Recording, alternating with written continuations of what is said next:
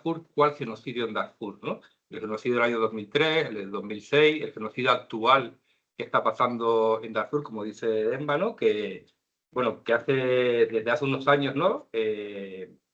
Básicamente los medios de comunicación hablan sobre todo de lo que está sucediendo en Ucrania, ¿no? Que parte también del privilegio blanco y de esta idea de la necropolítica, ¿no? Que denuncia a Xi Jinping, ¿no? Y nos olvidamos de otros conflictos armados y de otras realidades que están sucediendo en el mismo momento, en otros contextos donde a lo mejor los impactos son mucho mayores, ¿no? Últimamente también con todo lo que está sucediendo en Gaza, ¿no? Han sido como los dos focos mediáticos importantes, ¿no? Tanto Ucrania como Gaza, ¿no? Y bueno, y Sudán, ¿no? Que tiene a lo mejor muchas más víctimas mortales, ¿no? Que las que puede haber tenido a lo mejor Ucrania en cierto momento o Gaza, ¿no? Pues no aparecen los medios de comunicación, ¿no? Claro, nosotras dentro de los estudios sobre africanistas, cuando nos invitan a explicar algo, tenemos que hacer un doble ejercicio, ¿no? Por un lado, se ha explicado muy poco lo que pasa al sur del Sáhara, lo que pasa en los diferentes países en el continente africano, ¿no? Y por lo tanto hay una carencia de información como muy grande. Y por otro lado, cuando se explican las cosas, se explican desde una mirada tan reduccionista que lo que hay que empezar es como a deconstruir, ¿no? Desde dónde se nos ha explicado las realidades en el continente africano y de manera como muy particular desde dónde se nos ha explicado las causas de la violencia política en África, ¿no? Entonces, bueno, todo esto para deciros, ¿no? Cuando estaba empezando un poquito desde dónde enfocar el tema del genocidio en Darfur o de la crisis en Sudán, al final, ayer viendo en el tren, dije, bueno, os voy a plantear como una serie de ideas fuerza para poder entender realmente qué sucede en Sudán y a partir de ahí vamos a ir dialogando con diferentes aspectos que tienen que ver con la violencia política y con el tema de genocidio, no solo en Sudán, pero en los diferentes espacios donde se genera este tipo de violencia y bueno, y en media hora pues tratar de hablar, de dar como algunas pinceladas con la intención, ya veremos si lo logro, de que por lo menos después de la ponencia pues tengamos un poquito una radiografía un poquito más clara sobre lo que sucede en Sudán a día de hoy, ¿no? Para entender un poquito cuál ha sido el contexto histórico de un país muy complejo, yo creo que de los países más complejos del continente africano a día de hoy, ¿no? Esto solamente para introduciros lo que tengo pensado hacer, luego ya veremos lo que sale, ¿vale?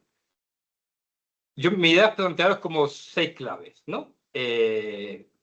Muy concretas, porque también sé que no hubo tiempo ahora para el debate, entonces, bueno, que tendremos que tenerlo después de la presentación. Entonces, bueno, como 6 claves o 6 ideas fuerzas para entender un poquito qué es lo que está pasando en Sudán en materia de violencia, ¿no? Y entonces pensaba, bueno, de todo lo que hay, desde dónde ir cogiendo para poder explicar algunos temas, ¿no? Y bueno, os voy a presentar como una primera fotografía de qué pasa con la conflictividad armada, con la violencia política en Sudán. No sé si ubicáis siquiera Sudán en el mapa, a lo mejor sí, a lo mejor no, no lo sé. A partir de ahí, explicar un poquito, dar algunas claves de esta idea de genocidio, de crímenes de lesa humanidad, bueno, todo este debate que nos ha introducido Elena y Jara, ¿no? Cuáles son los impactos de esta violencia en los diferentes conflictos en Sudán. Dar una breve pincelada de un debate, de uno de los debates fundamentales que tenemos las personas que trabajamos en los estudios africanos, y es el tema de la causalidad, ¿no? ¿Por qué surge y se mantiene la guerra en las sociedades africanas, ¿no? Y aquí, bueno, hay como una serie de puntos que siempre predominan los medios de comunicación y que ayudan poco o nada a entender por qué la guerra se produce en el continente africano y que suelen estar cargadas de unas miradas muy sesgadas, muy simplificadoras y eminentemente con una carga colonial y racista enorme, ¿no? Luego presentaros también muy brevemente algunos de los impactos actuales, sobre todo el conflicto armado que comentaba ahora Dembano en Sudán, que inicia en abril del año 2023. ¿Quiénes son los actores también de estos escenarios de violencia y algunas posibles soluciones? Y aquí la parte buena es cuáles son las soluciones para irnos un poquito más contentas para casa de que hay cosas que se pueden hacer, y luego la parte mala es que muchas de esas soluciones ya se están poniendo en práctica en el país desde hace muchos años y no son suficientes para lograr que la violencia deje de ser uno de los vehículos fundamentales para ejercer la política en el país, ¿no? Tengo hasta que... Bueno, pues más o menos unos 40 minutos como lo ves. Si necesitas más tiempo, sí. A la 1:30. Vale. Bueno, para ubicarnos, porque no sé bien dónde está. Yo a veces cuando doy clases a mis alumnas que hablo de países, de repente es como, o sea, ¿de qué país me estás hablando? ¿Esto está en el este de África, en el oeste, o a lo mejor está en Asia, ¿no? O otros marcos de referencia que tenemos la gente de mi generación, por ejemplo, cuando hablamos de Ruanda, que nos parece tan evidente hablar del genocidio en Ruanda, que hoy mencionaba Elena, que mencionaba Jara, claro, yo ya me sorprendo porque ya no es una referencia histórica para la gente que está hoy en la universidad, ¿no? Ni el zapatismo del 94, las referencias van cambiando, y para la gente de mi generación era una referencia tan clara, ¿no? De un hecho que todo el mundo conocía más o menos en profundidad, que bueno, todo va cambiando, ¿no? Esto es Sudán, se ubica, bueno, es un país bisagra entre el África del Norte o el África árabe, ¿no? Por así decirlo, y el África subsahariana. De hecho, tan bisagra que es que el propio Sudán, el mapa de la izquierda era la composición de Sudán hasta el año 2011, y el mapa de la derecha es la división de Sudán después del referéndum y de la secesión del sur en el año 2011, ¿no? Esta idea de país bisagra entre el África negra y el África árabe, pues Sudán lo representa perfectamente, ¿no? Y está ahí ubicado con países como Egipto, Chad, Libia, y luego con países de corte más subsaharianos, ¿no? Como Uganda, Kenia, Etiopía, la República Democrática del Congo, República Centroafricana, etc. Hablo muy rápido, soy canario, no sé si lo dije al principio, y hablo un poco así. Bueno, esto es Sudán, para ubicarnos, ¿vale? ¿Dónde está Sudán? Tiene frontera también con el Mar Rojo, fundamental, ¿vale? Y está rodeado de un montón de países, ¿no? Países árabes, países del África subsahariana. La mayoría de los países que bordean Sudán, la mayoría por no decir absolutamente todos, están o han estado en situación de conflictividad armada, ¿vale? Bueno, ahora mismo Egipto, la península del Sinaí, Libia evidentemente, el Chad también con el conflicto en Boko Haram, la República Centroafricana con el conflicto entre Balaka y Seleka, la República Democrática del Congo que lleva 20 años en conflicto armado, Uganda no tiene una guerra, pero como si la tuviera porque tiene movimientos armados que están tanto en Sudán del Sur como en la República Democrática del Congo, Etiopía ya lo mencionaba Jara, ¿no? Con diferentes conflictos armados, entre ellos el de Tigray, el de Ankara, el de Oromilla, y Eritrea, ahí, ¿no? Esto es importante para ubicar también dónde está el país, porque la vecindad o la mala vecindad de los países africanos acaba condicionando un montón las dinámicas de violencia que existen, ¿vale? Y algunas ideas antes de empezar con las claves, ¿no? Hacia algunas ideas fuerzas de que, bueno, que hablan un poco, ¿no? De la importancia que ha tenido Sudán en el continente africano, ¿no? Es el primer país en lograr la independencia en el continente africano. Ha tenido diferentes levantamientos populares que han logrado la caída de regímenes políticos de manera pacífica, ¿no? El último en el año 2019, que consiguió la caída de Omar al-Bashir. Es uno de los dos únicos países que han logrado romper las fronteras colonialmente establecidas, ¿no? En el continente africano. El otro es Etiopía con la secesión de Eritrea, unos años antes, ¿vale? Y hasta el año 2011, hasta antes de la separación, era el país más grande del continente africano, ¿vale? Esto es importantísimo porque este hecho, el hecho de que Sudán se fraccionara en dos países, a partir de este momento del 2011, ya había marcado su historia previamente, que ahora lo veremos, pero también a partir de ese momento va a marcar su historia contemporánea, ¿no?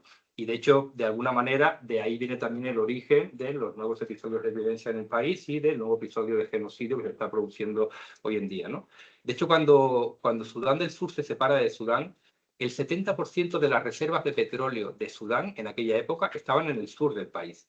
O sea, todo el mundo en el campo de las relaciones internacionales, de los estudios de paz y conflictividad, pensamos, es imposible que un acuerdo de paz entre las partes incorpore un referendo de autodeterminación en el sur porque Sudán perdería el 70% del crudo, ¿no? Y eso sería inviable, ¿no? Y bueno, Sudán demuestra que se pueden hacer este tipo de cuestiones, ¿no? Porque evidentemente hubo un referéndum, se votó y hubo una secesión y es un referéndum reconocido de manera internacional, ¿no? Y luego también, para dar algunas últimas claves, ¿no? Es un país que también ha tenido significativas crisis en el continente africano, el primer país en independizarse, también el primer país en padecer un golpe de Estado, el primer país en número de golpes de Estado padecido en el continente africano, con 17, bueno, 17 era hasta el 2001, o sea, ahora tiene que tener, pues el último fue en el 2021, el 2019 con el golpe de Estado, bueno, unos 3, 4 más, ¿vale? Tiene importantes conflictos armados, que ahora los veremos, sobre todo en la periferia del país. En la actualidad podemos hablar de un gran conflicto armado, pero que antes de que surja ese conflicto armado había otros dos conflictos armados en el país, que claro, el nuevo conflicto armado de alguna manera es de ámbito totalmente nacional, incorpora a todas las regiones del país. Por lo tanto, estamos hablando de un gran conflicto armado en Sudán y de un gran conflicto armado en Sudán del Sur, que después de independizarse 2 años después empieza la guerra en ese país hasta el día de hoy, ¿no? Y luego, bueno, algunos detalles, ¿no? Fue incluido por Estados Unidos en la lista de estados patrocinadores del terrorismo. Estados Unidos lo sacó en el año 2020, después de la caída del régimen de Omar al-Bashir. Habían varias condiciones para sacar al país de esa lista, ¿no? Una era que se buscasen los acuerdos de paz en varias regiones del país, pero había una condición que tenía incluso más fuerza todavía y era que reconociera a Israel como Estado soberano, ¿no? Porque Sudán no reconocía al Estado de Israel, ¿no? Yo voy dejando por ahí como cositas, ¿vale? Vale, primera clave, para entender un poco qué pasa en Sudán o en los Sudanes, como yo llamo, ¿no? La historia de la violencia política ha marcado el desarrollo del Sudán, bueno, no puedo utilizar este término, pero postcolonial de alguna manera, ¿no? En la época colonial y la precolonial también la violencia ha sido como un elemento fundamental, ¿no? En la construcción del Estado, en la construcción política, ¿no? Ahí vemos un poquito los diferentes conflictos armados que han habido en el país hasta el día de hoy, ¿no? La primera guerra civil sudanesa y la segunda guerra civil sudanesa, que básicamente el elemento central de estas guerras tiene que ver con la identidad, ¿no? De los medios de comunicación durante muchísimo tiempo nos vendían la idea de que la guerra en Sudán tenía que ver con las diferencias entre el norte árabe y musulmán y el sur cristiano, negro y animista, ¿no? Y esta era la narrativa fundamental que ayudaba a explicar por qué se producía la guerra y la violencia en Sudán durante tanto tiempo. Y fue la narrativa fundamental para decir, vale, si hay un acuerdo de paz, tiene que incorporar la separación de estos pueblos, ¿no? No sé si habéis leído a Huntington, el choque de civilizaciones, ¿no? La idea que plantea Huntington, ¿no? Básicamente, dicha mal y rápido, pero en un resumen que yo creo que puede ser incluso válido, él plantea básicamente que no hay capacidad de que las civilizaciones puedan convivir, ¿no? Él hablaba de esta idea del choque de las civilizaciones, sobre todo con el Islam. Hay una frase que él dice, las fronteras del Islam están bañadas en sangre. Y como que es imposible que Occidente y el mundo oriental puedan llegar a convivir de manera pacífica, ¿no? Este tipo de literatura se ha aplicado mucho al continente africano para tratar de explicar por qué se produce la guerra en África, ¿no? Y básicamente ha sido una literatura que ha puesto el foco en razones bioheredadas, ¿no? Básicamente los pueblos africanos, las etnias, son incapaces de convivir entre ellas, ¿no? Y ahí tenemos el genocidio en Ruanda, que se explica básicamente por odios ancestrales entre comunidades hutus y tutsi, y otros muchos despachos que han habido en el continente africano, y en Sudán se planteaba esta idea, ¿no? El norte árabe musulmán contra el sur negro y animista, ¿no? Fueron dos conflictos que ahora vemos un poco el impacto que tuvieron. Cuando acaba este conflicto en el año 2005, da pie a otro conflicto nuevo que surge en Darfur, que hablaremos un poquito más adelante. Un conflicto que acaba en el año 2005 por un acuerdo de paz que no se aplica, por lo tanto sigue el conflicto hasta el día de hoy. En el año 2012 estalla otro conflicto en Sudán. Mientras está el conflicto de Darfur, pues estalla otro conflicto en Sudán, que es la región de Kordofán Sur y Nilo Azul. Y en el año 2023 estalla una nueva guerra en Sudán, que seguramente, no sé si habéis visto un poco los medios de comunicación, es de la única de la que se está hablando un poquito ahora, que es la guerra entre el ejército de Sudán y entre un grupo paramilitar que se llama la Rapid Support Force, las fuerzas de apoyo rápido, ¿no? Que eran las dos fuerzas que estaban en el gobierno de transición y que están chocando entre ellas, ¿no? Y de manera paralela a esto, hay un nuevo conflicto armado en Sudán del Sur, que ya es otro país, por eso lo pongo en la parte de abajo, ¿no? Pues, ¿por qué os pongo ese cuadro, no? Porque en todos y cada uno de estos conflictos armados, el elemento identitario es uno de los elementos fundamentales, no el único, para poder entender por qué se produce la guerra en Sudán, ¿no? Elementos que tienen que ver con raza, que tienen que ver con religión, que tienen que ver con etnia, ¿no? Que tienen que ver con algunos de los elementos, ¿no? Que nos han comentado antes Elena y Jara, que de alguna manera describen, ¿no? La posibilidad de que se produzca o no un genocidio, ¿no? En un determinado país, ¿no? Vale, a nivel gráfico, esta es como el mapa de la conflictividad, ¿no? La parte sur es Sudán del Sur, que está en una guerra desde el año 2013. El resto de colores es lo que sería el estado de Sudán. La parte verde es Darfur. No sé si habéis oído hablar de Darfur antes, me imagino que un poco sí, porque los medios de comunicación y también muchos personajes vinculados a Hollywood han hecho muchas campañas, ¿no? Por el tema del genocidio en Darfur desde hace muchos años, y eso le da de alguna manera cierto posicionamiento a nivel internacional. Las partes rosadas son dos regiones de Sudán, el Kordofán Sur y el Nilo Azul, que cuando fue el referéndum en Sudán del Sur, quedaron excluidas del referéndum, se les garantizó una consulta para decidir ellos sobre su autogobierno y no se ha producido todavía esa consulta. Por lo tanto, cuando se produce la independencia del sur, automáticamente empieza la guerra en estos dos territorios porque no se les consideró para la consulta. La parte que tenéis roja es un puntito, un enclave que se llama ABA, que es una parte que está por delimitar entre si se lo queda Sudán o Sudán del Sur, no hay acuerdo ahí, y ahora mismo hay una misión de Naciones Unidas, que es la que administra, igual lo que pasó en Timor Oriental, que antes nos ponía el mapa Jara, es la que administra políticamente la región de ABA, ¿no? Nosotras, en los estudios sobre conflictividad armada, solemos hablar de que hay diferentes tipos de guerras.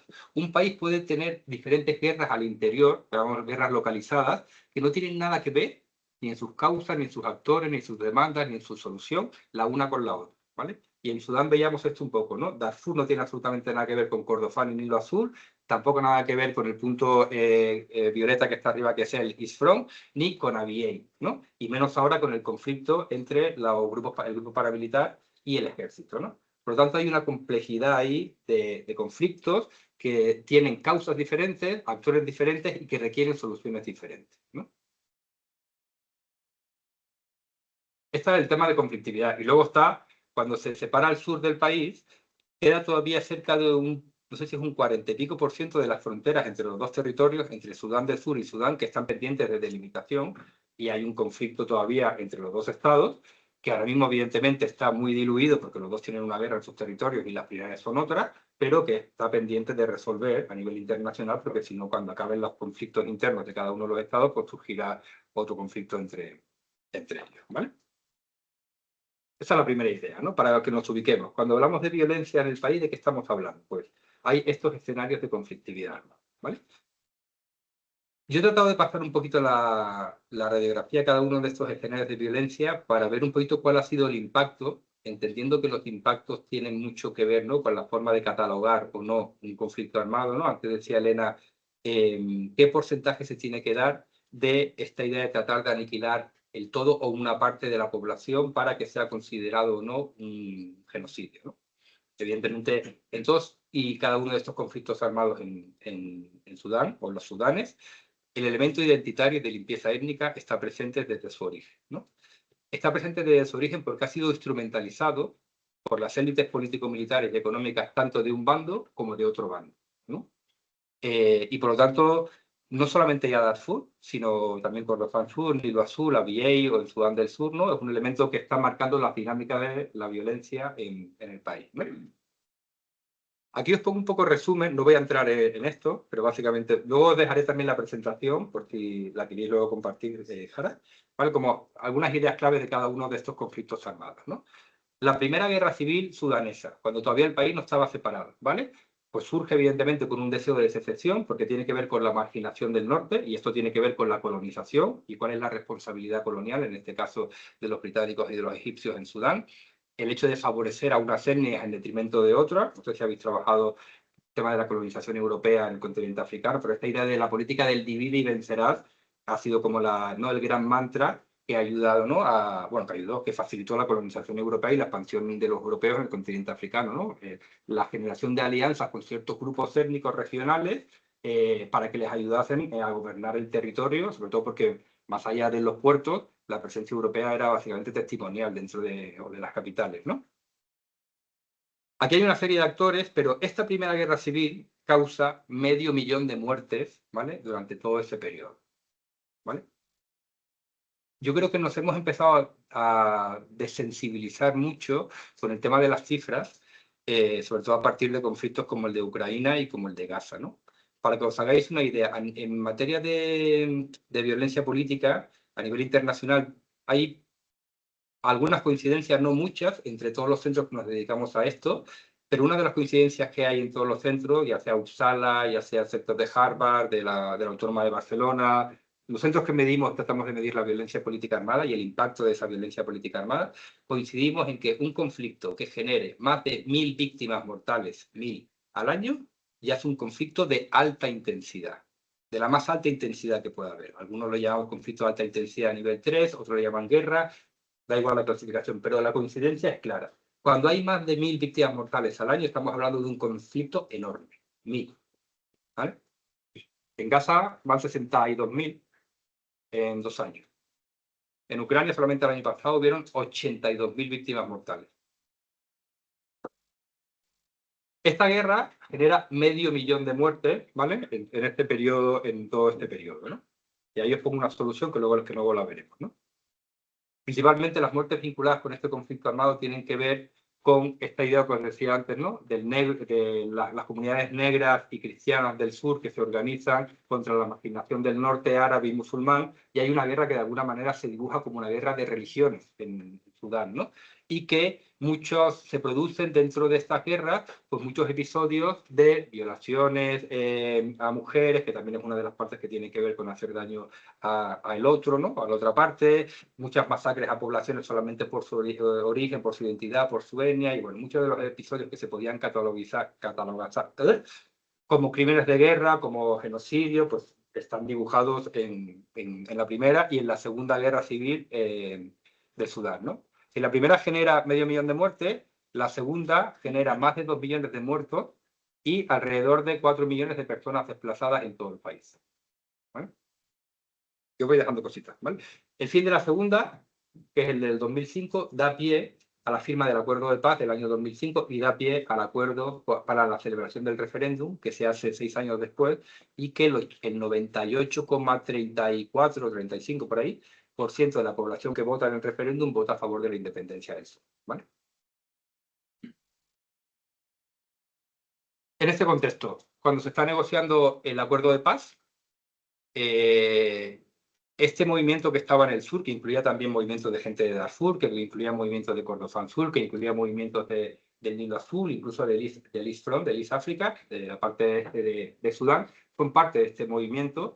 Cuando se está negociando el acuerdo de paz y uno de los puntos del acuerdo de paz gira a la secesión del sur, estos grupos quedan fuera, ¿no? de los diálogos del acuerdo de paz de alguna manera, y ahí es cuando empieza la guerra, ¿no? Los movimientos de darfuríes que habían apoyado al movimiento principal de liberación de Sudán del Sur, que en un principio no era secesionista, de hecho no se buscaba al principio la secesión, se buscaba la construcción de un gran Sudán donde los grupos de la periferia tuviesen el control y no las élites árabes del Valle Central del Nilo Central de Sudán, ¿no? Pero cuando se está negociando este acuerdo de paz y ya se está hablando de la secesión, estos territorios quedan fuera y ahí es cuando empiezan nuevos conflictos armados, ¿no? Entre ellos el conflicto armado en Darfur en el año 2002 y acaba en el año 2006, aunque bueno, se mantiene hasta... Hay un acuerdo de paz en el año 2006, ¿no? Y este es el conflicto armado que más ha sonado cuando hablamos de genocidio, que más suena en la academia y en general, ¿no? Cuando Jara lo mencionaba antes también, el conflicto en Darfur, es este conflicto. Porque aquí genera alrededor de 300.000 víctimas mortales. Acordaros que el anterior había generado cerca de 2,5 millones de víctimas mortales y el anterior 500.000. Estos son 230 o 300.000 víctimas mortales, ¿vale? Aquí entra la Corte Penal Internacional, ¿vale?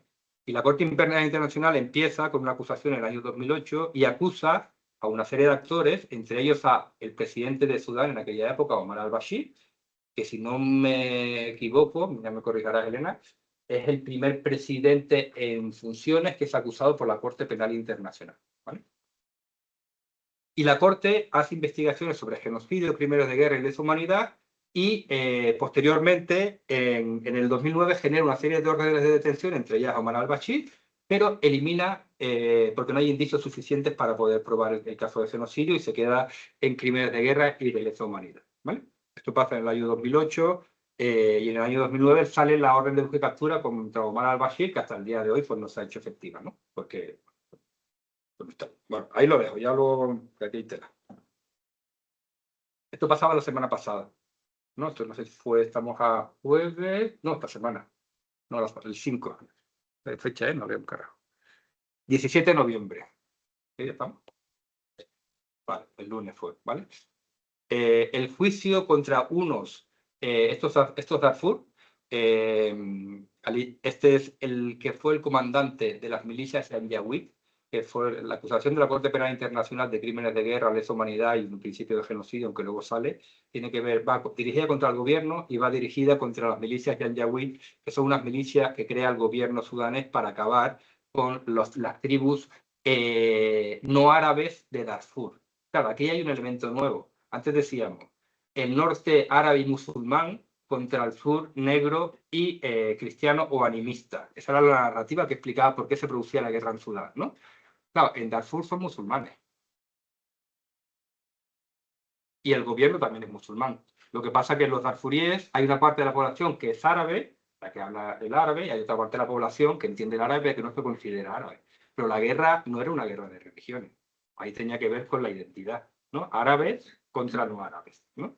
Pero aquí ya cambió el relato, ya era como, vale, entonces no es una guerra de religión, ¿no? Ya decíamos antes, esto es un relato muy simplificador, pero ahora, claro, esto ya desaparece, porque, claro, no vas a hablar de guerra de religión cuando son grupos musulmanes, ¿no? El gobierno de Sudán hizo la guerra a partir de una milicia que creó también reclutando personas árabes de la zona de Darfur, que se llamaban las milicias Janjaweed, que significa, Jan significa, o sea, son como el diablo a caballo, ¿no? El término Jan es diablo en árabe y Yawid es caballo, o al revés, y significa las milicias de los diablos a caballo, ¿vale?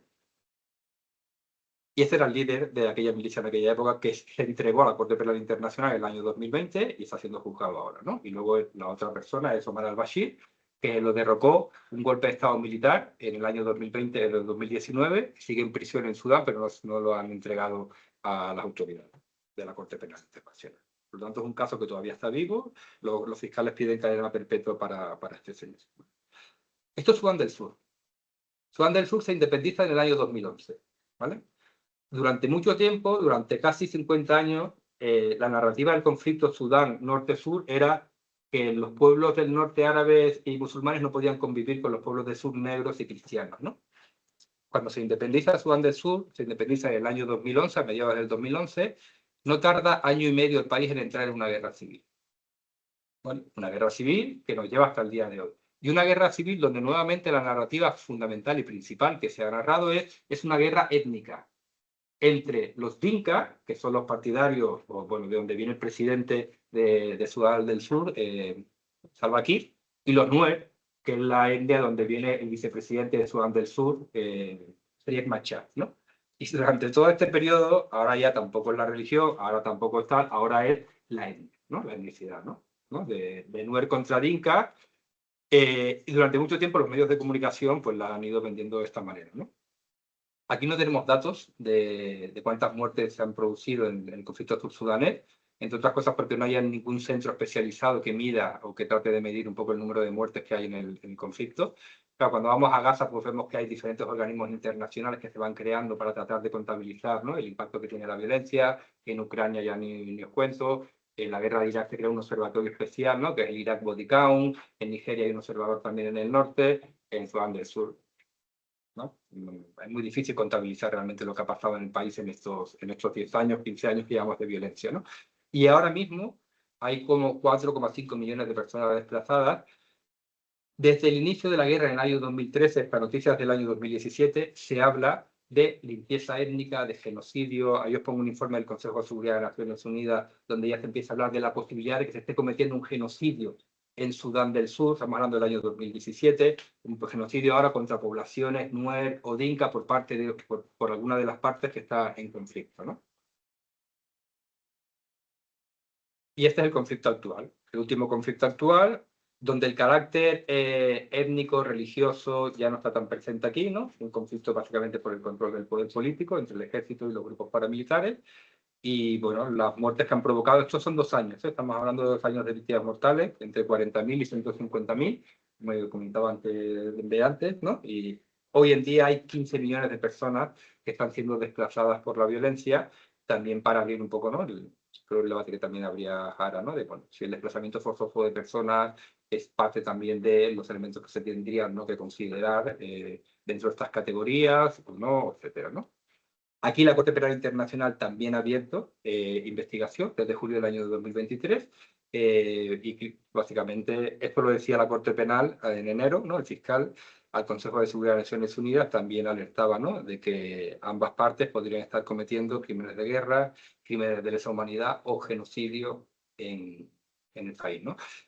Esto seguramente habréis visto un poquito más porque hace un par de semanas, principios de noviembre, el grupo paramilitar tomó la capital de Darfur del Norte, que es Al-Fasher, y hubieron muchas imágenes satelitales de denuncias de la posibilidad de que se estuviese cometiendo, ¿no?, una limpieza étnica de población masalí, población fur, etcétera, etcétera, en la región, ¿no? Ya habéis visto estas imágenes que han salido también en algún medio de comunicación, que básicamente es por el color de la tierra, tan rojiza, se identificaban las matanzas que se estaban provocando en Darfur. Y esto es de hoy, ¿no? No es de hace 20 años, como el conflicto, ¿no?, del 2003 y del 2006, ¿no? No es de hoy, ¿no? Y no se habla mucho, ¿no? Hasta las 1:30 tengo, ¿no? Acá. Sí. Vale, bueno, esto me lo voy a pasar porque ya lo hemos hablado un poquito, ¿no? Pero básicamente, bueno, la idea esta, ¿no?, de tratar de construir, esto llevaría más tiempo, ¿no?, generarlo, ¿no? Pero bueno, cuando hay un conflicto armado en el continente africano, normalmente siempre se señala las mismas causas que ayudan poco o nada a entender por qué se produce la guerra y cómo podemos resolverla, ¿no? Una tiene que ver con la etnicidad, con la identidad, ¿no? Las guerras tienen que ver con conflictos entre grupos étnicos o entre grupos religiosos, ¿no?, como queríamos ver en el caso de Sudán. Y por otro lado, la guerra que tiene que ver con el control y la avaricia de los actores, principalmente los rebeldes, por el control de las minas de coltán, el oro, el petróleo, ¿no? Esta idea de guerra por recursos naturales, ¿no? Y bueno, con esas dos variables es imposible entender la mayoría de los escenarios de violencia política armada, porque hay que incorporar otras muchas variables que tienen que ver con la cultura, con factores ideológicos, con necesidades, con elementos sociales, con marginación política, con muchos elementos que sirven para poder entender por qué se produce la guerra y poder buscar mecanismos de resolución, ¿no? Cuando no se hace, los acuerdos de paz no se incorporan, las causas estructurales que dan pie a la violencia, y eso hace, como tenemos en Sudán, ¿no?, que la guerra sea un recurrente constante, porque no se ha abordado las causas estructurales que han dado pie a que un colectivo determinado se organice para ejercer la violencia de estas maneras, ¿no? Esto lo dejo por aquí. Muchos elementos. A nivel de impactos, ¿vale? Para ir la cuarta clave. Aquí tenemos los datos, ¿no? Esto es del año 2024. El año 2024, este portal, no sé si lo conocéis, el portal ACLE, contabilizaba 82.000 víctimas mortales en Ucrania, el conflicto ucraniano. Aquí muchas de las víctimas mortales, a diferencia de otros conflictos armados, son militares de uno de los dos bandos o combatientes, ¿vale? Vamos a hablar de combatientes, ¿vale? Porque en el caso de Ucrania y Rusia sí hay un frente de batalla. En el resto de muchas guerras no hay frente de batalla, hay otro tipo de guerra, ¿vale? Claro, en Palestina, la gran mayoría de las víctimas mortales que recoge ACLE del año 2024 son civiles. 20.900, casi 21.000, acordaros, 1.000 víctimas mortales anuales, conflicto de alta intensidad, ¿vale? El Sudán casi tiene el mismo número de víctimas mortales que tiene Palestina. Y yo os aseguro que si hacéis una búsqueda en Google, ¿cuántas noticias han salido en Sudán en el año 2024 en comparación cuántas noticias han salido en Palestina en el año 2024 o en Ucrania en el año 2023? Se nos cae la cara de vergüenza.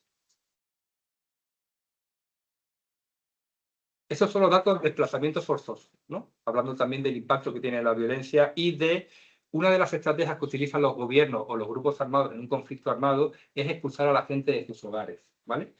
De hecho, es parte de las estrategias contrainsurgentes, ¿no? Antes comentábamos, cuando hablabais un poquito de qué consideráis, no consideráis genocidio, claro, cualquier manual de contrainsurgencia que puede emplear cualquier gobierno a nivel global habla de esta idea de quitarle el agua al pez. No sé si habéis oído esta idea.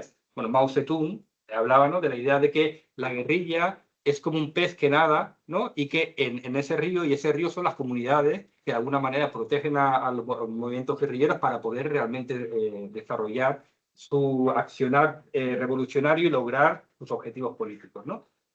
Cogiendo esta idea de Mao Zedong, todos los manuales de contrainsurgencia, absolutamente todos, hablan de la idea de quitarle el agua al pez, es lo que tiene que hacer el Estado.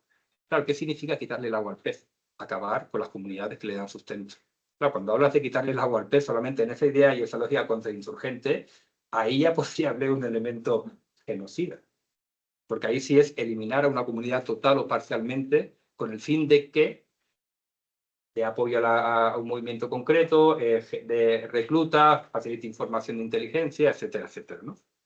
Otro de los elementos, evidentemente, tiene que ver con el desplazamiento forzoso, ¿no?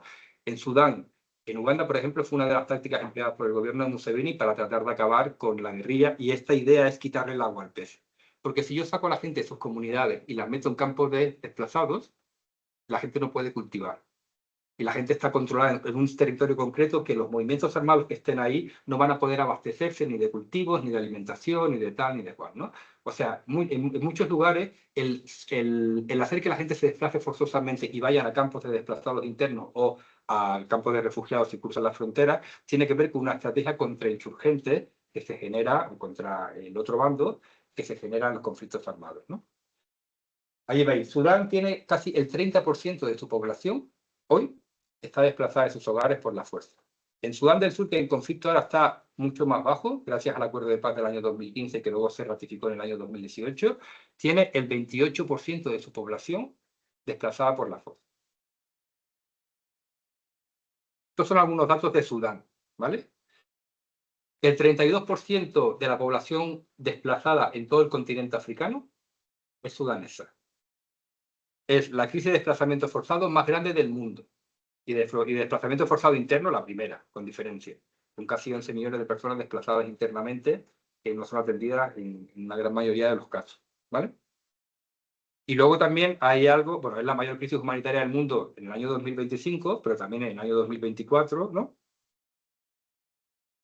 Y luego estos son los países que acogen más números de personas refugiadas de otras guerras, ¿vale? Claro, cuando tú ves en esta lista que Sudán es uno de los países que acoge, no estoy diciendo que expulse, esto es lo que acabamos de ver. No, Sudán como país acoge a cerca de 1 millón de personas que vienen huyendo de otros conflictos armados, principalmente el conflicto en Sudán del Sur.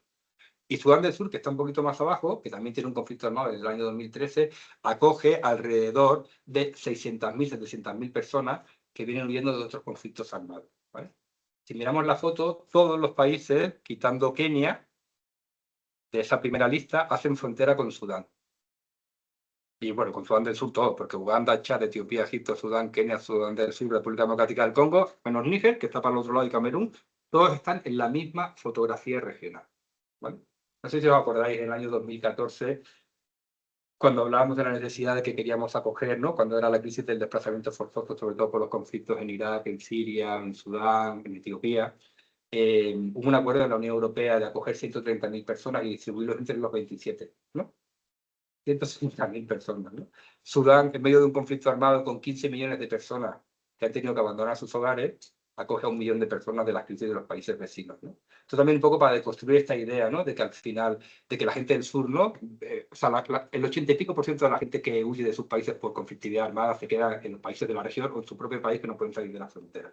Y los que acogen y son solidarios con esas personas, también por intereses, evidentemente, son los países vecinos de esas fronteras, ¿no? En estos casos, ¿no? Esta idea de la solidaridad europea, ¿no? Hay algún país que sí es capaz de acoger más, pero que en general no es así, ¿no? Aquí os pongo algunos datos también, a partir del número de personas desplazadas forzosamente en la violencia. Esto es Sudán.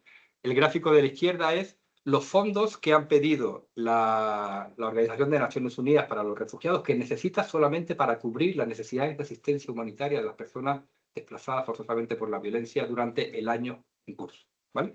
En Sudán se han conseguido el 35% de los fondos solicitados por las Naciones Unidas. En Sudán del Sur se ha conseguido el 25% de los fondos, ¿vale? Aquí abro paréntesis. Cuando empezó la guerra en Ucrania, el llamamiento que hizo las Naciones Unidas para poder acoger a las cantidades de personas que se estaban viendo desplazadas por la violencia en el país a partir de la guerra, la intervención, bueno, la invasión rusa, en menos de 24 horas consiguió el 100% de los fondos que Naciones Unidas estimaba que se iba a necesitar para acoger a las personas que huían de la violencia en Ucrania. En menos de 24 horas. Pasó algo lo mismo cuando la Unión Europea nos decía que no se podía... ¿cómo se llama? Cuando hablábamos del tema del asilo, del refugio, ¿no? Que queríamos acoger y que se aprobasen las directivas temporales ¿no? de acogida a personas que venían de otros conflictos armados, nos decían en el 2014 que no, en el 2015 que no, que eso no se podía, que eso era inviable, que era no sé qué, que no sé qué. Cuando estalla el conflicto de Ucrania, en menos de 24 horas se aprueba la directiva de acogida temporal que permite a 4 millones de personas ucranianas venir a diferentes países de Europa para garantizar la protección internacional, ¿no? Yo lanzo esto por aquí porque a veces se nos olvida, ¿no? La historia de dónde venimos y hay que querer, ¿no? El Consejo Noruego, aquí si clicáis luego ahí están todos los enlaces, ¿vale? El Consejo Noruego cada año para los refugiados hace un informe de cuáles son las crisis de desplazamiento forzoso más desatendidas del mundo, ¿vale? Básicamente habla de tres cuestiones, las que están menos financiadas, las que falta atención en los medios de comunicación y en las que falta iniciativa política y diplomáticas internacionales. Y a partir de estos criterios hace tu informe, ¿no? Estos son los datos del 2021, las 10 crisis estaban en el continente africano, los datos del 2023, 9 de las 10 crisis más desatendidas del mundo estaban en el 2024, y no me ha dado tiempo a sacar la del 2024. Creo que ahí se cuelan otros países de fuera y África se queda solamente con 7 casos, ¿no? Pero bueno, normalmente las crisis más desatendidas están en el continente africano, ¿no? Para ir cerrando, porque me quedan 2 minutos, bueno, aquí os ponía algunos factores, ¿no? Entender, ¿no? Que los actores que perpetúan o que participan en las limpiezas, de limpieza étnica, de crímenes de guerra y lesa humanidad, de genocidio, claro, en Gaza a lo mejor es más fácil identificarlos, ¿no? Pero en la mayoría de los conflictos armados hay una amalgama de actores importantes, ¿no? Estos son los actores que tienen que ver con los dos actores clave, el ejército y los grupos paramilitares, y muchos de las guerrillas y movimientos armados de Sudán se han aliado a una u otra parte. Ahí están algunos que os he dibujado ahí, pero bueno, esto es a mano, ¿vale? Identificar territorio donde están estos grupos armados, ¿vale? Entonces yo en Sudán ahora mismo podemos identificar alrededor de 20, 25 movimientos armados irregulares, ¿no? Esta gente que a veces también se nos olvidan. Fotografía de arriba. Esto es un vídeo con bastante poco tino, por cierto, que hicieron las fuerzas de seguridad, las fuerzas especiales de seguridad, ¿de qué país? Pensáis. Uno random. Ucranianas en Sudán, mostrando la detención de 2 miembros del grupo paramilitar, la Rapid Support Force, que estaban siendo apoyados en aquel momento por el grupo Wagner. Esto es un ruso, el que está ahí también es un ruso, ¿no? En esta idea de la campaña que lanzó Ucrania de vamos a combatir los intereses de Rusia alrededor del mundo, ¿no? Esto se llama como esta idea de guerras proxy, ¿no? Hay un montón de países que están participando en la guerra de Sudán de manera directa o indirectamente. Hace unas semanas o unos meses salieron imágenes de colombianos, ¿no? Colombianos que están participando en la guerra de Sudán también como mercenarios. Y bueno, hay como una entramada de actores. Claro, todos estos serían, ¿no? Partícipes del genocidio, la limpieza étnica que está ocurriendo por los dos bandos en el país. Esto requiere una explicación como más rigurosa, perdona, pero no me da tiempo. Yo lanzo ahí, prefiero lanzar esto y que cada uno le dé vuelta, ¿vale? Y bueno, posibles soluciones, ¿no? Ahora mismo se están negociando diferentes acuerdos de paz, tanto en Sudán del Sur como en Sudán, ¿no? Por lo tanto, ahí hay una vía interesante. ¿Qué es lo bueno, no? Antes, a lo mejor, cuando no nos acercábamos tanto al tema de los conflictos armados internacionales, pensábamos que un acuerdo de paz ya es una solución estable y duradera, ¿no? Ahora, como estamos más sensibilizados por todo lo que está pasando en Gaza, porque nos ha llegado como más, y viendo el acuerdo de paz, porque se denomina acuerdo de paz que se ha firmado allí sin la participación de uno de los actores principales, pues ya entendemos que un acuerdo de paz no tiene por qué poner el fin a la violencia en determinados lugares, ¿no? Estos son los diferentes acuerdos de paz que se han desarrollado tanto en Sudán como en Sudán del Sur en los últimos años, ¿no? Acuerdos de paz que deberían estar en vigor y que no impiden o que no están impidiendo, desgraciadamente, que la violencia acabe y que se acaben con las limpiezas étnicas y con la violencia frente en las comunidades en los dos países, ¿no? Esa solución no está funcionando, pero sigue siendo una solución válida que hay que seguir explorando. Otra solución se han puesto en marcha, estas son las misiones de Naciones Unidas que se han puesto en marcha tanto en Sudán como en Sudán del Sur, como en Abyei, en los últimos años, ¿no? Las misiones de paz de Naciones Unidas, que como sabéis, la gran mayoría de ellas no tienen un mandato de atacar, sino básicamente de protegernos, tampoco están funcionando y de hecho las de Sudán ya se han retirado, ¿no? Del país. Había una misión específica, la misión, la UNAMID, que la veis allá, que está el símbolo de la Unión Africana y de las Naciones Unidas, era una misión específica para Darfur. Era Darfur, era solamente Darfur. La Unión Africana ponía tropas, las Naciones Unidas ponían tropas para garantizar la protección de la población. En el año 2020 se retira. La población darfurí pidió que no se retirase. En el año 2025 tenemos un nuevo genocidio en curso, o previsible genocidio que está produciendo en Darfur, sin que esta misión esté presente porque alguien decidió que ya su mandato había concluido, ¿no? Pero las poblaciones darfuríes solicitaron que no se retirasen porque preveían que podía pasar lo que está pasando hoy en día, ¿no? Hay muchas sanciones internacionales también, de la Unión Europea y de las Naciones Unidas sobre Sudán, entre ellas el embargo de armas, que no está logrando, porque las armas están entrando por todos los frentes en el país, ¿no? Y yo ya, para cerrar ya, os dejo con esta reflexión para el futuro, ¿no? Me imagino que ya la sabéis, ¿no? Este gráfico tampoco me dio tiempo sacar el nuevo gráfico, pero bueno, yo creo que no va a cambiar mucho, ¿no? Son los mayores exportadores de armas a nivel global. ¿Vale? Si os fijáis, el 40% de las armas explotadas es desde el 2008, 2018 al 2022, ¿no? A lo mejor ha cambiado un poquito ahora, pero va a estar más o menos ahí, ¿no? Yo os he hecho el listado aquí a la izquierda. Estados Unidos es el primero, Rusia es el segundo, Francia es el tercero, China es el cuarto, Alemania es el quinto. Entre esos 5 países solo, el 76% de todas las armas del mundo las exportan estos 5 países, ¿vale? Si incorporamos a Italia, que sería el sexto, Reino Unido séptimo, España el octavo, Corea del Sur, Israel, el 90,6% de todas las armas mundiales las exportan estos países, ¿vale? Si veis la lista, para cerrar, y quitáis de ahí a Alemania y ponéis de ahí a Reino Unido, ¿qué tenemos en esa lista?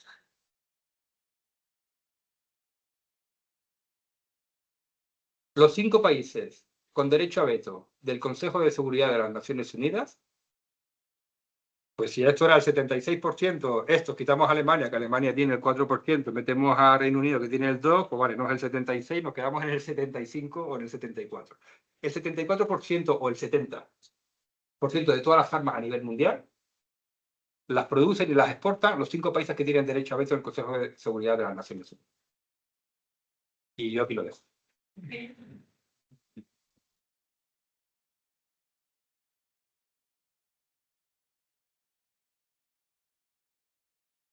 Muchas gracias, Iván. Creo que ha sido súper interesante la ponencia. Ahora vemos el turno de debate y de preguntas. ¿Sí? Por eso, sí. Ahora mismo.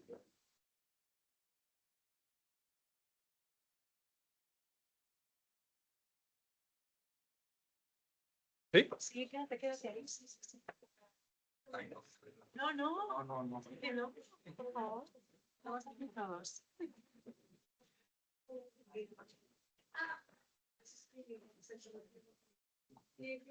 Bueno, si alguien quiere preguntar o comentar algo, ya. Como corresponde, si me permite, el moderador, como responsable del área de historia contemporánea, el alumno, la historia, pues que no, pero hay que tener en cuenta que los coordinadores son los jóvenes valores. El área ha ido vinculando a Cara, que fue una de Valladolid, pues licenciatura, luego recorrió el mundo, pero aquí Pablo Nada, que también estudió aquí su licenciatura, y César García, que también estudió aquí. Luego han recorrido mucho mundo, como sabéis y veis, pero quiero hacer constar a los ponentes que han hablado, que no son de Valladolid, cómo se va ampliando el ámbito de actuaciones del área de historia contemporánea, histórica, en esta universidad, que pronto cumplirá 8 siglos, en el año 48, ¿verdad?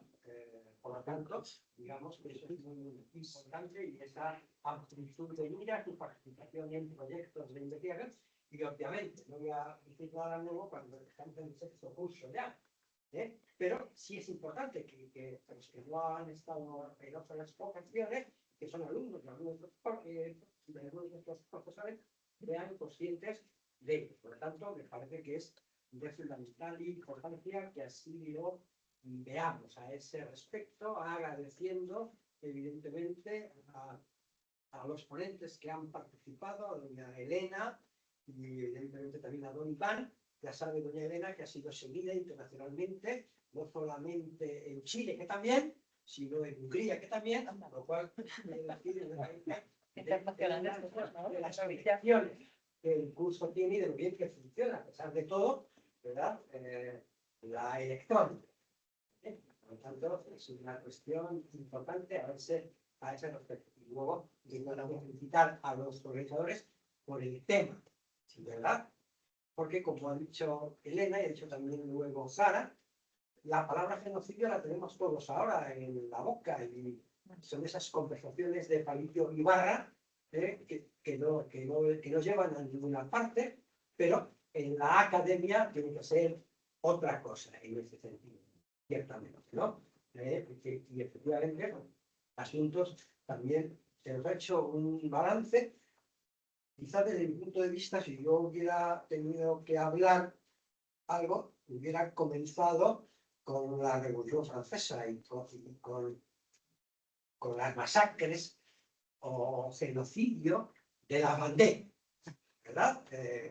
No sé si han oído hablar de ello, protagonizadas por la época del terror, y que efectivamente algún historiador importante como Reinald Scherer publicó y trabajó su tesis doctoral, que deberé decir, para que veáis dónde son las cosas, que desde la Academia Francesa, cuando iba a presentar su tesis doctoral, le quisieron comprar literalmente 500.000 francos de la época si no defiende su tesis en los años 80, antes del bicentenario de la Revolución, para que veamos, ¿verdad? ¿Por qué? Porque efectivamente se tambaleaba el edificio republicano francés, ¿verdad? En función de que todo había sido, como se decía en la Constitución de Cádiz, bueno y benéfico. Ni tan bueno ni tan benéfico, ciertamente, pero sí que hago mención a ello porque sí que es importante rastrear desde el punto de vista de la contemporaneidad. Luego Jara, en su disertación magnífica, nos ha traído también ejemplos, ¿verdad?, de otras etapas históricas, pero si nos unimos a la contemporaneidad, pues sí que está claro y es admitido que ahí hay que empezar. Esto es muy interesante porque yo tampoco conocía, y luego lo vi, que Vladimir Lenin visitó la Vendée. Y evidentemente también va a manipular lo que allí ocurrió y va a acusar a los contrarios de bandeístas, diciéndoles que efectivamente no había nada que hacer a ese respecto.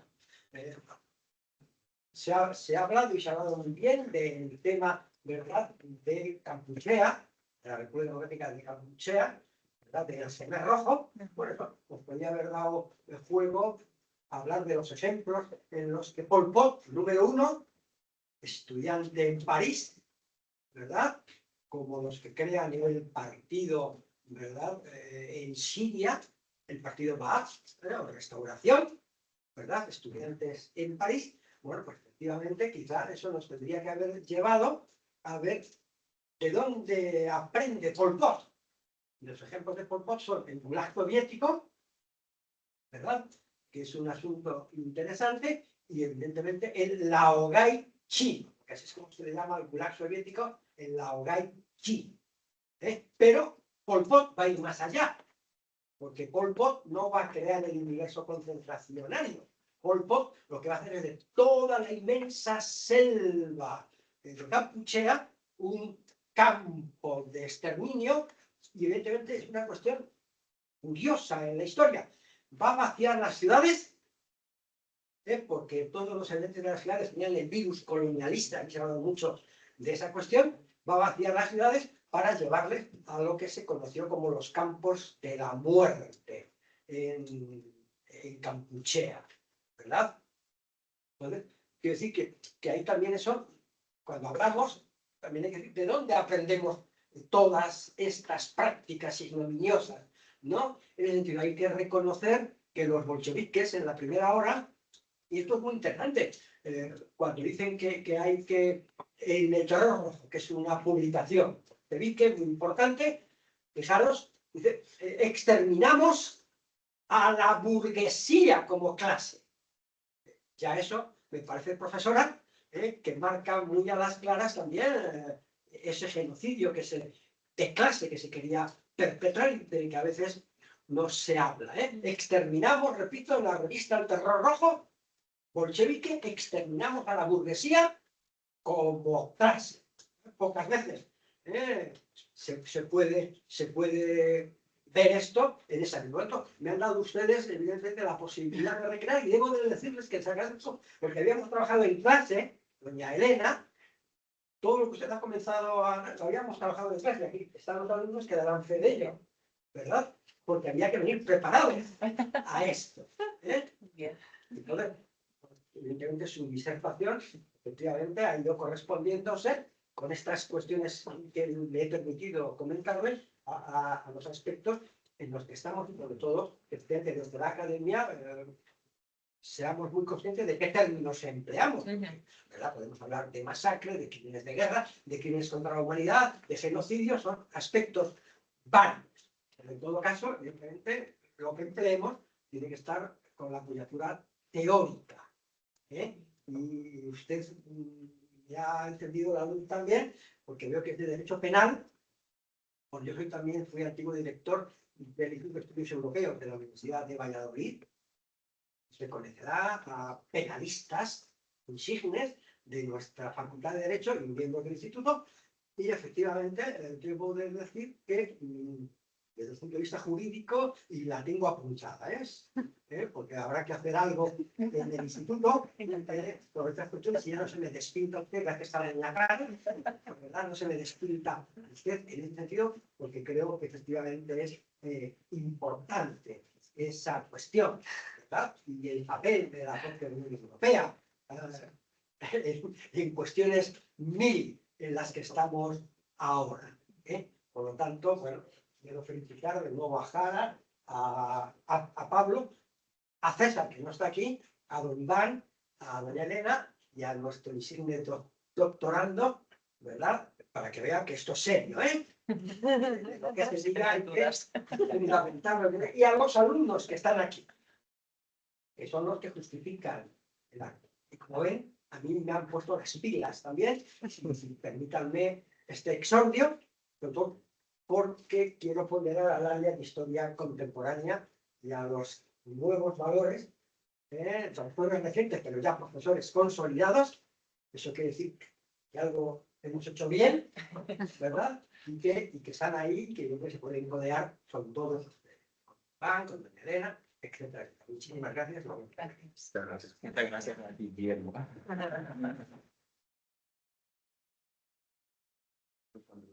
Si alguien desea hacer una pregunta o hacer un comentario, esta vez. Hice una pregunta para Iván.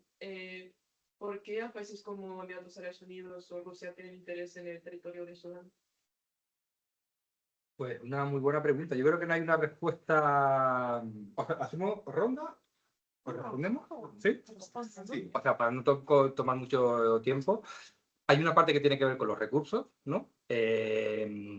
Rusia, por ejemplo, la presencia de Rusia era a partir del grupo Wagner, antes de que empezara la guerra.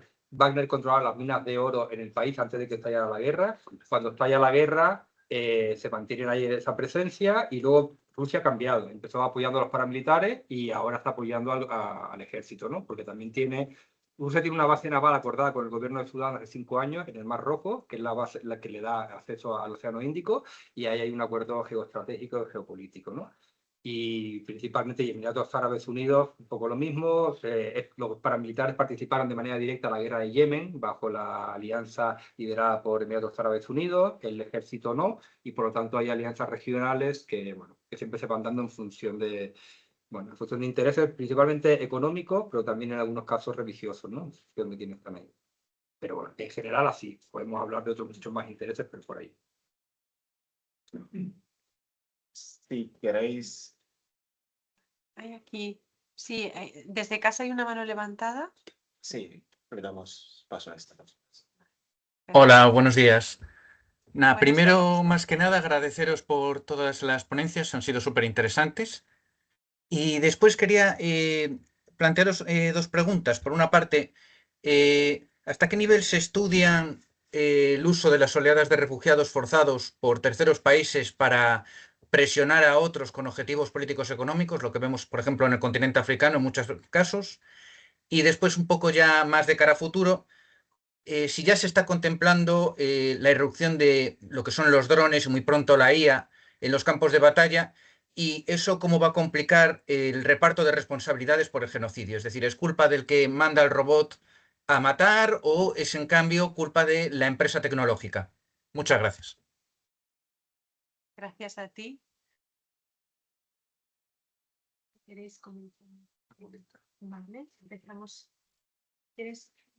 Pues yo quizás puedo aportar algo sobre lo segundo más que sobre lo primero. Bueno, sobre lo primero, en realidad, yo creo que es un tema muy importante el analizar los flujos migratorios, porque es verdad que tienen un impacto causal muy evidente, muy poco conocido, muy poco estudiado en relación con la posterior comisión de crímenes internacionales, genocidio entre ellos, pero también otros. De hecho, hay algunos estudios de estos últimos años que plantean centrarse más en los movimientos migratorios, en los crímenes que van de la mano, digamos así, de los flujos migratorios, en el marco de un concepto más amplio de crímenes contra la humanidad. Entonces ahí sí que es un campo de estudio que se está explorando.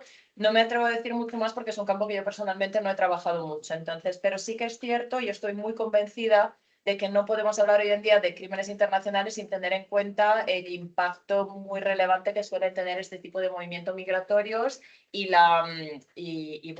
aprovechamiento que tienen determinados estados o determinadas estructuras no estatales, en algunos casos organizaciones no estatales, en relación con la trata y con conductas ilegales en relación con los movimientos migratorios. Respecto de lo segundo, inteligencia artificial, uso de drones, armas letales, armas automáticas, etcétera, también es otro tema muy actual. Yo, a este respecto, quizás lo primero que tengo que hacer es una precisión, que es cuando hablamos de genocidio no necesariamente hablamos de una situación de conflicto armado, ¿vale? Es decir, es verdad que en la gran mayoría de los casos los genocidios se producen en un contexto más amplio de conflicto armado, Iván también lo comentaba un poco antes, ¿no? Que no necesariamente coinciden los dos contextos, pero ha habido ejemplos de genocidio donde no había una situación de conflicto armado reconocido y al revés, hay situaciones de conflicto armado donde no se llega a cometer genocidio. Entonces son dos realidades diferentes y lo que difiere básicamente es el contexto en el que se comete cada delito.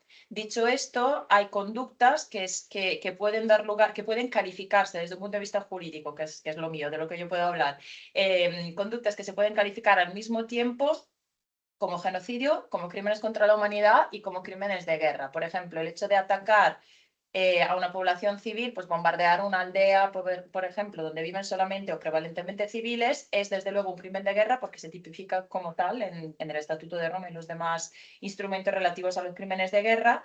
Y puede ser también un crimen contra la humanidad y podría ser un genocidio siempre y cuando se llegue a probar que, más allá de toda duda razonable, que es el estándar que hay que cumplir en sede de juicio penal, que detrás hay también una intención de destruir a ese grupo, ¿no? Ese grupo que se encuentra ahí representado y que reside allí. Bueno, dicho esto, en relación con el uso de armas automáticas, empieza a haber muchos, evidentemente plantea un reto importante de cara a la responsabilidad penal, a atribuir la responsabilidad penal a individuos, porque estamos hablando de personas que no se encuentran en el campo de batalla y que simplemente a lo mejor desde otro estado, desde el otro lado del océano, le dan a un botón y ese botón, dándole ese botón, pues están causando muertes y otras lesiones y otros resultados lesivos. Básicamente no está resuelto, ¿vale? Se está debatiendo, sobre todo porque mientras que está claro que se puede atribuir la responsabilidad penal a la persona que le da el botón, básicamente hay una película muy buena de hace unos años que trata del tema, no recuerdo ahora mismo el título, sabes cuál digo, ¿no? Sí. Que trata muy bien ese tema, ¿no? Pues en ese caso era para enviar un misil de alta precisión para destruir una casa donde se estaban reuniendo los líderes del grupo terrorista. Aparece una niña que va a vender pan justo enfrente de la casa. Una motocicleta. Eso es, aparece una motocicleta y los militares, que son estadounidenses, piden 1, 2, 3 valoraciones de riesgo antes de darle al botón porque quieren evitar que muera la niña y los demás civiles que están pasando por ahí a la hora de activar el arma, ¿no? Desde remoto, evidentemente. Entonces, respecto de estas armas automáticas y semiautomáticas, o sea, que se activan por parte de un humano, está bastante claro que sí que se puede atribuir la responsabilidad penal de lo que finalmente llega a ser calificado como crimen. Ojo, porque si estamos en una situación de conflicto armado, que es lo que estamos viendo aquí, es el único contexto en el cual una conducta que es delictiva en cualquier ordenamiento del mundo, que es matar a otra persona, está permitida, que es lo peculiar de los conflictos armados. Es decir, el derecho internacional, el derecho de la guerra y el derecho internacional humanitario convierten en legítimas, siempre y cuando se cumplan determinados requisitos, conductas que en una situación de normal funcionamiento de un ordenamiento son desde luego delictivas. Entonces está permitido matar siempre y cuando lo haga pues, un grupo de la Fuerza Armada y contra otra Fuerza Armada o otro grupo armado dentro de los límites que impone el derecho internacional humanitario. Entonces, sí que en este marco, si no se han cumplido estos requisitos, se podría llegar a tener claramente responsabilidad penal de la persona que está detrás del arma. El gran problema actual son aquellas armas que directamente son activadas por inteligencia artificial y en las cuales no hay una intervención directa del ser humano.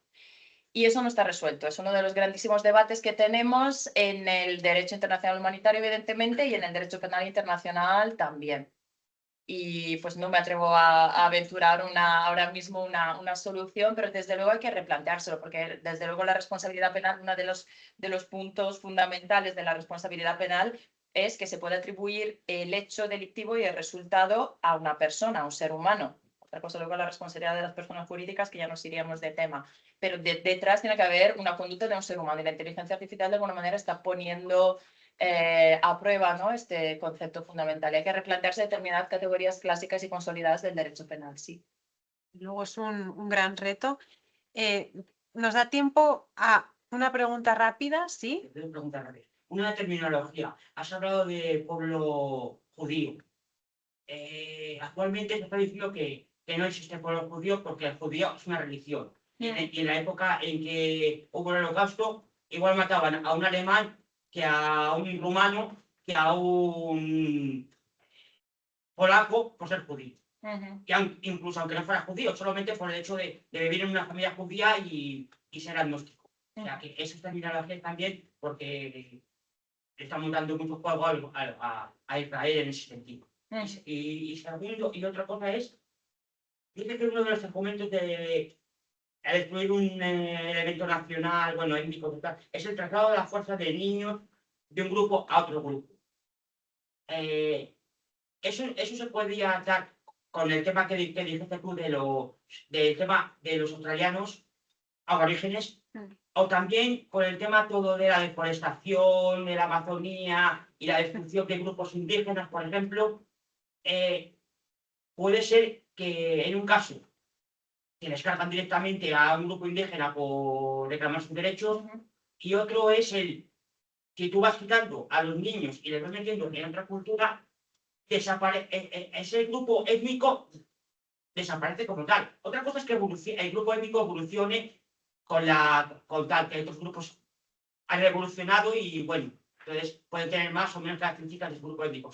Pero puede desaparecer un grupo étnico porque se ha fusionado con otro, pero por obligación, no porque sea la evolución normal de cualquier grupo étnico en cualquier país.